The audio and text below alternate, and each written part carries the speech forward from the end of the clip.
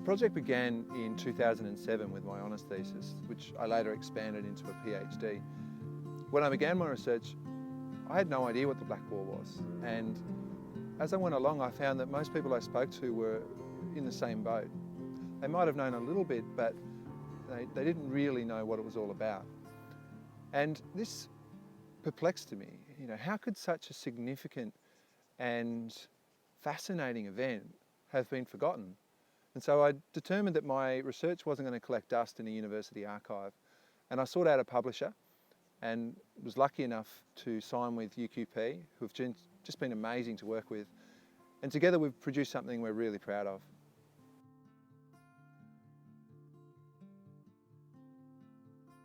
So the Black War was the conflict between Aborigines and settlers in Tasmania between 1824 and 1831. Now there were dozens of frontier conflicts all around Australia, but the Black War stands out for a number of reasons. For one, it was the most intensely violent frontier anywhere in Australia. And it was also the most evenly matched. Aborigines here in Tasmania put up the stiffest resistance of any Indigenous people anywhere in Australia. And they did it using nothing but spears and clubs, which is pretty remarkable. There was also the solar rhythm of the violence, which is fairly unique.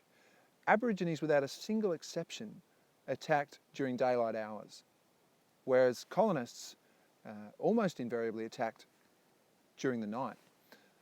And all this violence came to a head in 1830 when the government declared a levy en masse, which became known as the Black Line, a massive 7-week military campaign involving 2,200 men, which was 10% of the colony's population.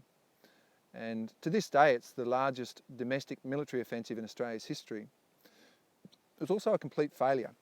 And to everyone's surprise, it was actually a religious zealot named George Augustus Robinson, aided by a band of Aboriginal envoys, who put an end to the violence by convincing the hostile tribes to surrender.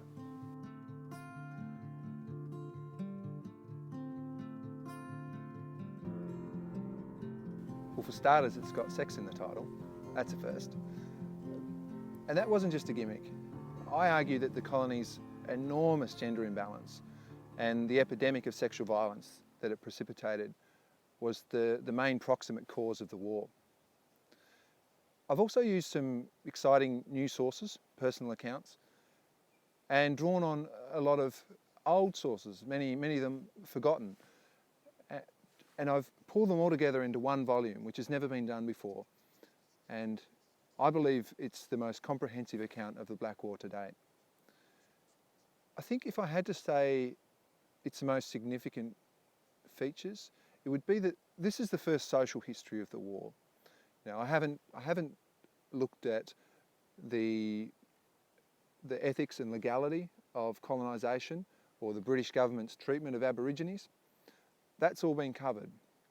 This book looks exclusively at the attitudes, experiences and behaviours of the people that were involved. Even more than that though, it's the book's structure that sets it apart. Every chapter is split straight down the middle, half written from the white perspective and half written from the black perspective. Something, as far as I know, that's untried in Australian history writing. And what this does is it forces people to empathise with both sides, and it cuts through the polemics that has so long hampered this debate. But for most people, I think what they'll enjoy most about the book is the fact that it combines academic rigour with readability. This is not your standard boring old history book. This is just brimming with human accounts, personal accounts, and it's going to be very confronting for many readers, but it's certainly not going to be boring.